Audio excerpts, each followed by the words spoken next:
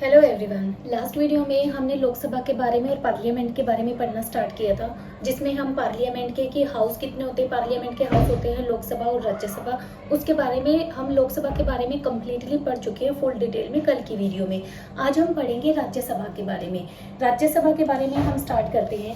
ये कौन से आर्टिकल में है? देखो, संसद कौन से आर्टिकल में है? 79 में। पार्लियामेंट 79 आर्टिकल में है। इसकी सारी डिटेल है पार्लियामेंट के बारे में। किसमें लिखा? आर्टिकल 79 में। फिर उसके बाद है राज्यसभा, कौन से आर्टिकल में है? 80 में। और लोकसभा कौन से आर्टिकल में है? 81 में। तो हमने इसको पढ़ना स्टार्ट कर दिया था और ये खत्म भी हो गया था कल की वीडियो में। इसमें कितने मेंबर होते हैं, मेंबर का इलेक्शन कैसे होता है, कैसे लोकसभा में जाते हैं, इनका काम क्या होता है, लोकसभा के मेंबर जो एमपी बनते हैं, ये सारी, इनका ड्यूरेशन क्या होता है, कोरम क्या होता है और इनके क्वालिफिकेशन वगैरह के बारे में हमने डिटेल में पढ़ लिया है। इसके बारे में आज हम कवर करेंगे राज्यसभा को। अब राज्यसभा जो है, लोकसभा हमने पता है पहली लोकसभा इलेक्शन के बाद बनी थी। 1951 में इलेक्शन हुए थे और 1952 में जो है पहली लोकसभा बन गई थी और पहली लोकसभा की फर्स्ट मीटिंग हुई थी 30 मई 1952 को। 13 मई 1952 को पहली मीटिंग हुई थी लोकसभा की। और लोकसभा के पहले अध्यक्ष कौन थे? जीवी मावलंकर थे। और जो संविधान सभा थी वही क्या बन गई थी? संसद के रूप में काम करना स्टार्ट कर दिया था जब कॉन्स्टिट्यूशन का काम खत्म हो गया था। तो आज हम पढ़ेंगे राज्यसभा के बारे में। राज्यसभा में जो है पहले हम पढ़ेंगे आर्टिकल कौन से में है? आर्टिकल 80 में राज्यसभा के बारे में लिखा हुआ है। इसके बाद इसका नाम कैसे पड़ा? देखो, 1952 में 1951 में इलेक्शन हुए, 1952 में लोकसभा और राज्यसभा बनी।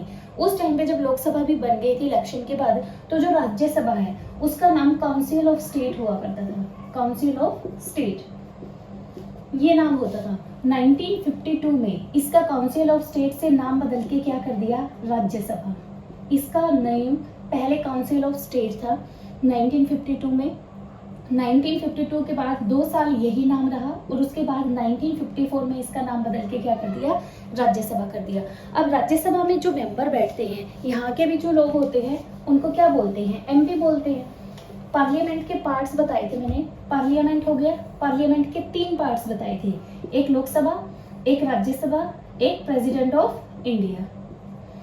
ये पार्ट्स हैं, पार्ट्स ऑफ पार्लियामेंट। और हाउस कौन से हैं?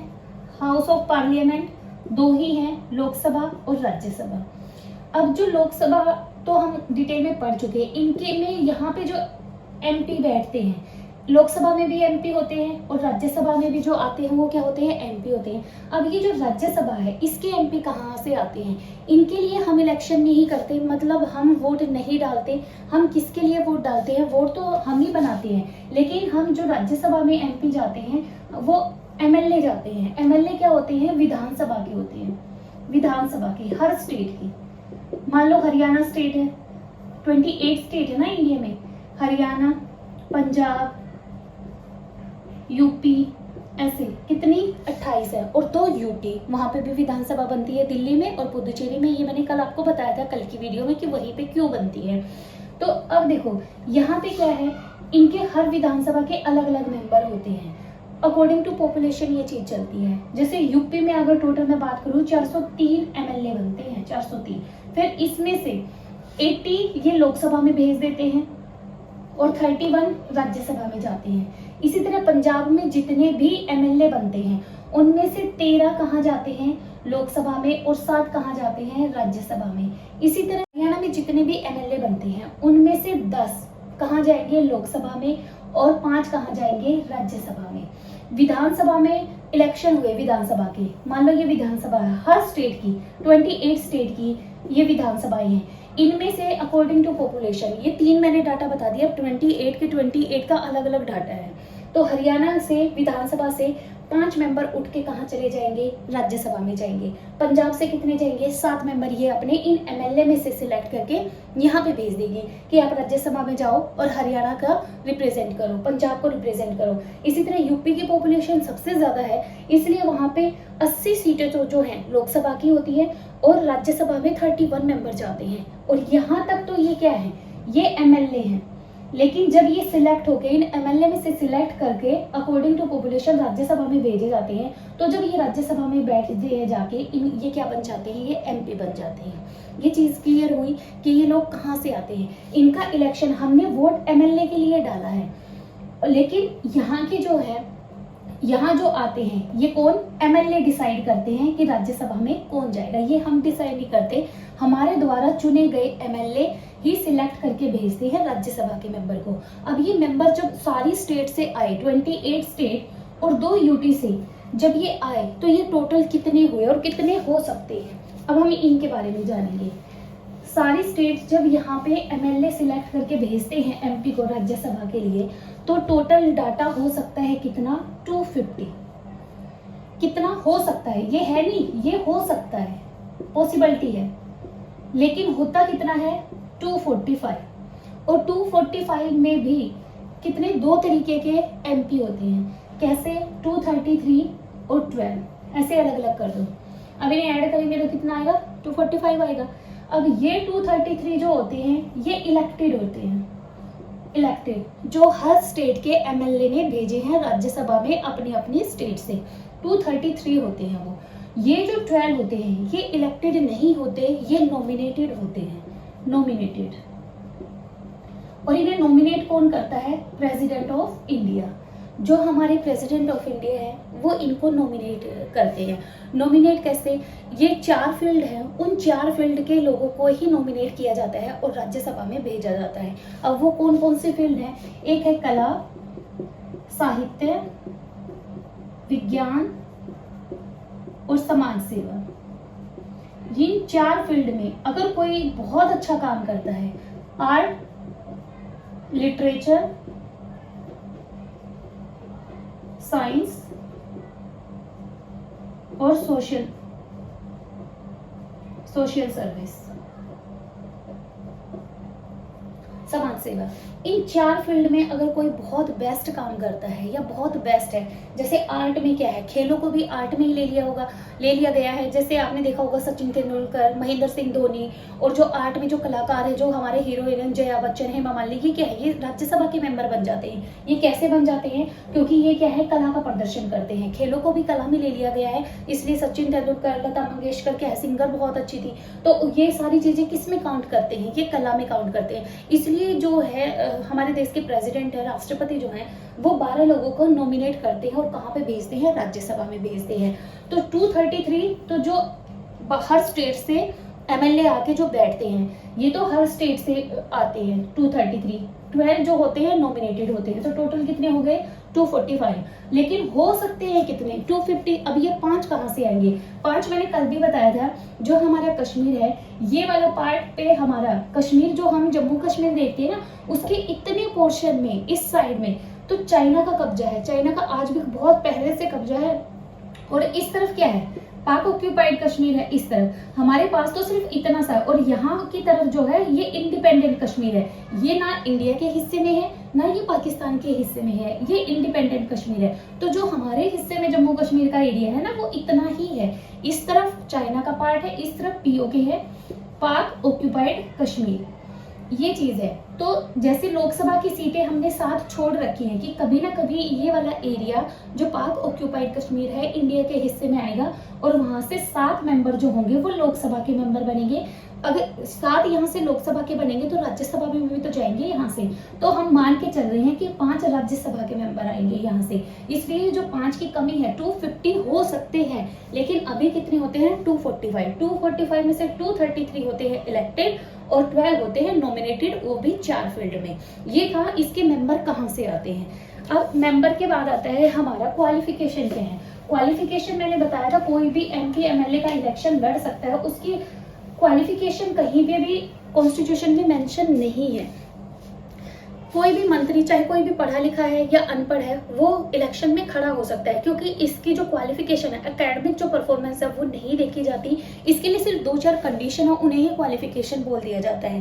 राज्यसभा के मेंबर का खड़ा होने के लिए, इलेक्शन में खड़ा होने के लिए कितने साल की जरूरत होती है, 30 साल का होना चाहिए। जो भी इलेक्शन में खड़ा हो रहा है राज्यसभा के इलेक्शन में, मतलब इलेक्शन तो नहीं होते लेकिन जो भेजते हैं यहाँ से विधानसभा से जो एमएलए भेजते हैं तो वो 30 साल का होना चाहिए। लोकसभा की एज कितनी थी?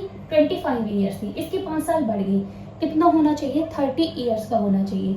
उसके बाद इंडियन होना चाहिए, बाहर का आके नहीं लड़ सकता, वह भारत का नागरिक होना चाहिए, उसकी एज 30 साल होनी चाहिए, उसकी उम्र 30 साल होनी चाहिए, भारत का नागरिक होना चाहिए, पागल मेंटली डिस्टर्ब नहीं होना चाहिए, पागल या दिवालिया या बैंक का उस पर बहुत ज़्यादा लोन या कर्ज नहीं होना चाहिए।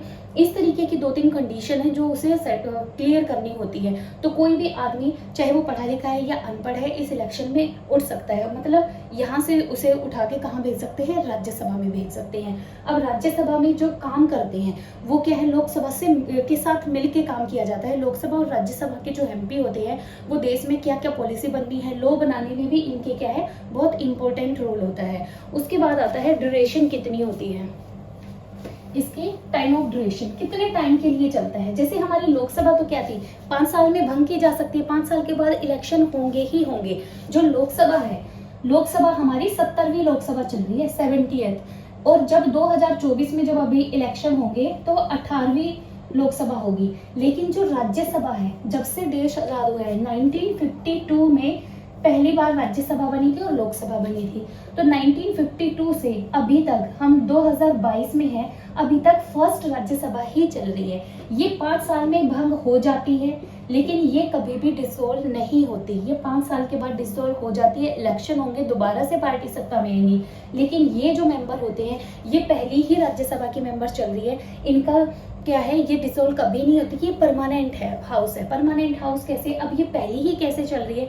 इसकी एक कंडीशन है कि इसमें जो भी एमपी एमएलए जो भी एमपी होते हैं वो टोटल जो 245 है, इसमें अभी मैंने बताया 245 है, इनके 1/3 हर 2 साल के बाद, 2 ईयर के बाद क्या है? रिटायर अपने आप चले जाते हैं, रिटायर हो जाते हैं। तो टोटल मिला के, कुल मिला के एक एमपी जो यहाँ राज्यसभा में जाएगा उसका टाइम पीरियड 6 साल का होगा, 6 साल का। और यहाँ पे कितने साल का होगा? 5 साल का। तो राज्यसभा के जो एमपी हैं वो 6 साल काम करेंगे, 6 साल के बाद वो अपने आप हटते चले जाएंगे। और यहाँ पे कितना है? 5 साल के बाद दोबारा इलेक्शन होंगे। अब ये 6 साल और 2, इसका क्या मतलब है? ये थोड़ा सा डिटेल में हम पढ़ेंगे कि इसका क्या मतलब है। 1/3 रिटायर हो जाते हैं 2 साल के बाद। अब देखो, जब ये स्टेट बनी, स्टार्टिंग में राज्यसभा जब बनी, मान लो ये राज्यसभा थी 1952 में बनी थी, तो इसमें 245 मेंबर आ गए। अब क्या था? ये परमानेंट है, ये डिसॉल्व तो हो नहीं सकती, तो चीजों को सिस्टम में लाना था। तो मान लो इसके 3 पार्ट बनाए गए। जब 1952 आया तो ये बोला गया कि भाई 6 साल एक बंदे को रहना है, लेकिन 6 साल में, अब ये स्टार्टिंग में सारे 6 साल में अगर सारे हट जाएंगे तो एकदम सारे कहाँ से आएंगे? तो ये लॉटरी सिस्टम डाला गया स्टार्टिंग में। लॉटरी सिस्टम कैसे? इसको मान लो ये 3 पार्ट्स में है, यहाँ पे 245 एमपी आ गए, तो 1952 में बनी। जब 1954 आया तो ये बोला गया कि आप में से जितने भी ये 245 मेंबर थे स्टार्टिंग के, कि आप में से 1/3 को इसे छोड़ के जाना पड़ेगा राज्यसभा को, क्योंकि हमें क्या है? इस चीज को सिस्टम में लाना है, 6-6 साल के गैप में लेके आना है। तो इसके लिए कोई भी छोड़ने के लिए, देखो उस टाइम पे तो सबको जोश था कि अभी देश आजाद हुआ है, इतने इतने मेंबर ने क्या है, किसी किसी आदमी ने तो अपनी जान भी गंवा दी, भगत सिंह जैसों ने। ये तो क्या थी? एक पोस्ट थी जो छोड़नी थी।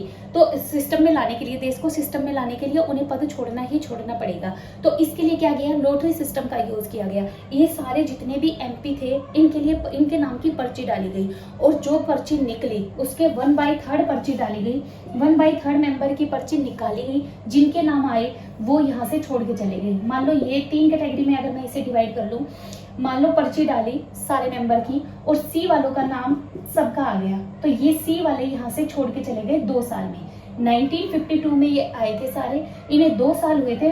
54 में ये वाले यहाँ से छोड़ के चले गए, क्योंकि लॉटरी सिस्टम में इनका नाम निकल गया। तो ये गए हैं 1954 में, न्यू आ गए यहाँ पे। आगे जब 2 साल हुए 1956 आया, फिर पर्चियां बनाई गई। अब की बार पर्ची इनकी नहीं बनेगी, इनकी बनेगी, क्योंकि इन दोनों को कितने साल हो गए हैं? 4 साल हो गए हैं। 1952 में ये भी आए थे, 1952 में ये भी आए थे, ये भी 1952 में आए थे, लेकिन ये लॉटरी सिस्टम से 1954 में जा चुके हैं। तो ये न्यू है, तो इनकी पर्ची नहीं, इनके नाम की पर्ची बनाई गई। और मान लो जब पर्ची बना के डाली गई तो बी सेक्शन वालों का नाम आ गया, और ये भी सारे क्या है 4 साल में। अब इन्हें कितने हो गए थे, 4 साल हो गए थे 1956 में इनको। तो ये वाले निकल के चले गए। अब ये चले गए हैं तो इनके साथ भी क्या है, न्यू आएंगे, नए आ गए।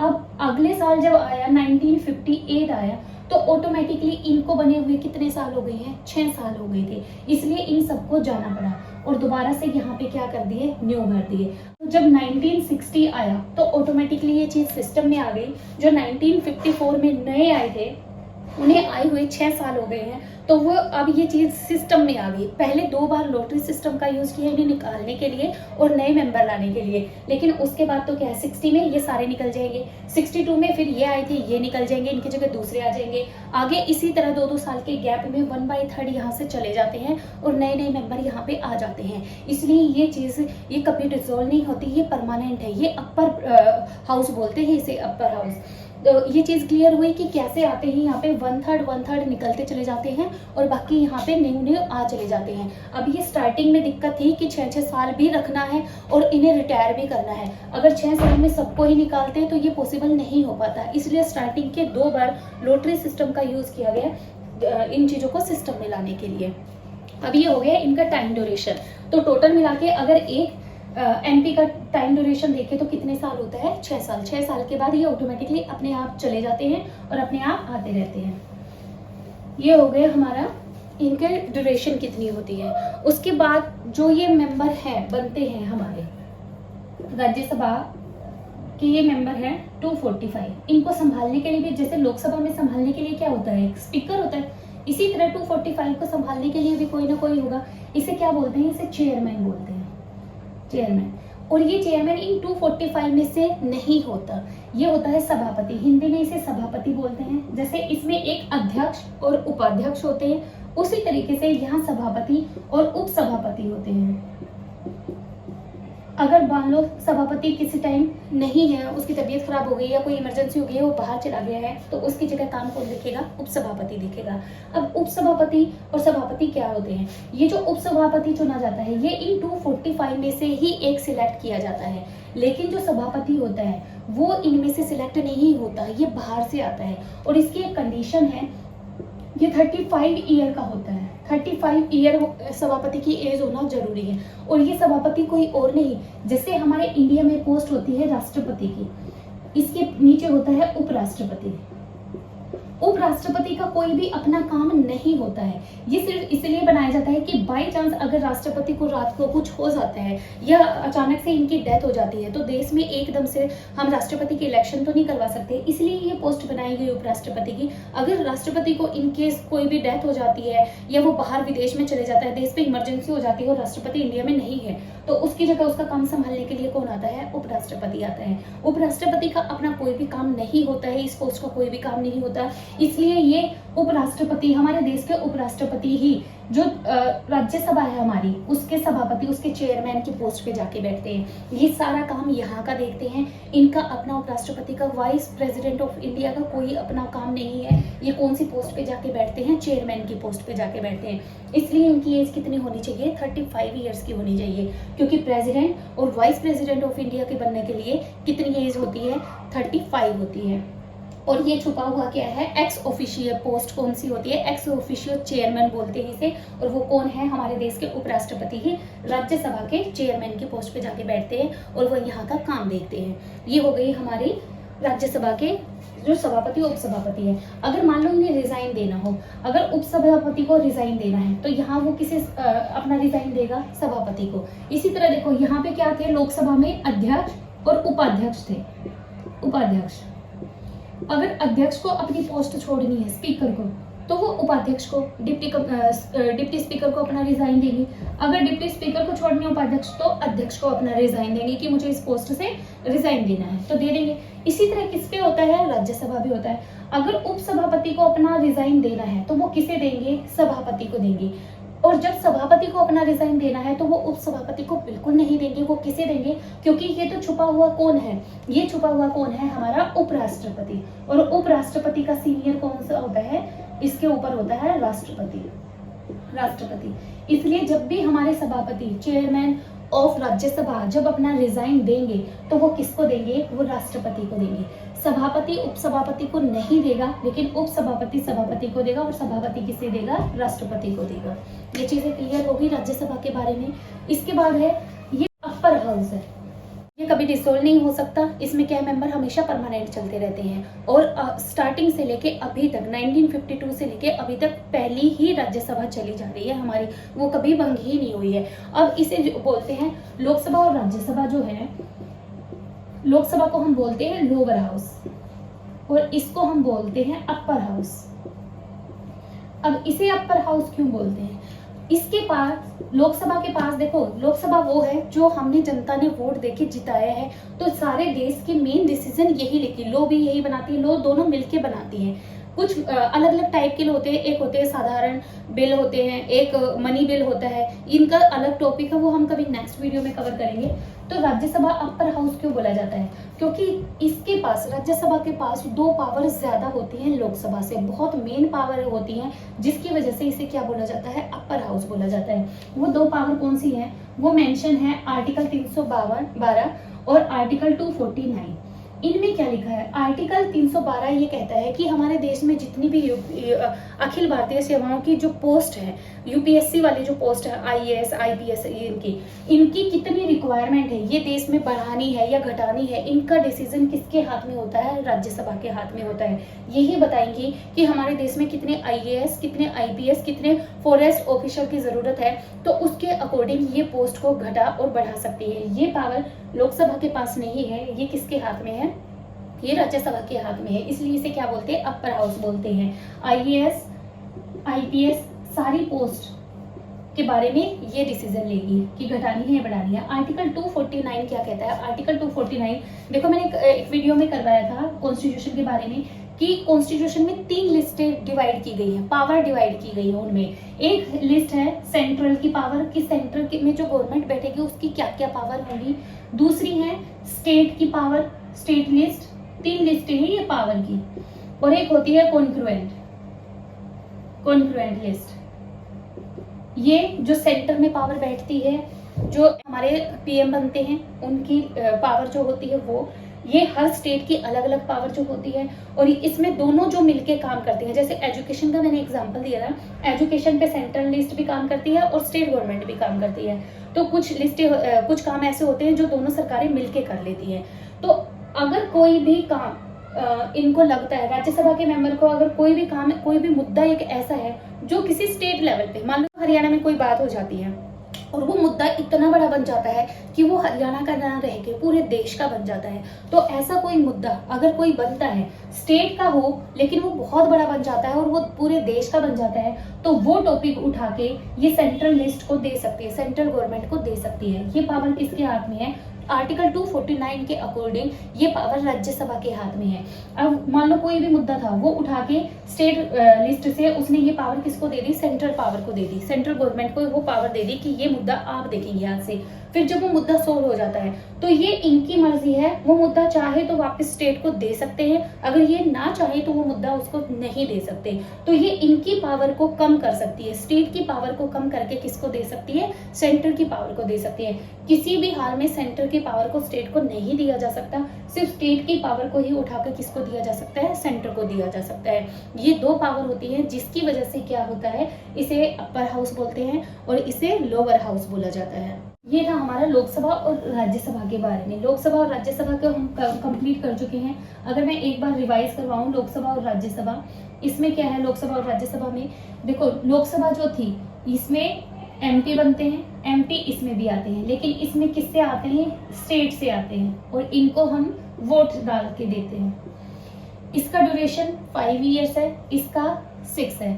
ये डिसॉल्व हो सकती है, डिसॉल्व हो जाती है, भंग हो जाती है मतलब, और ये कभी भी भंग नहीं होती, ये परमानेंट होती है, परमानेंट है।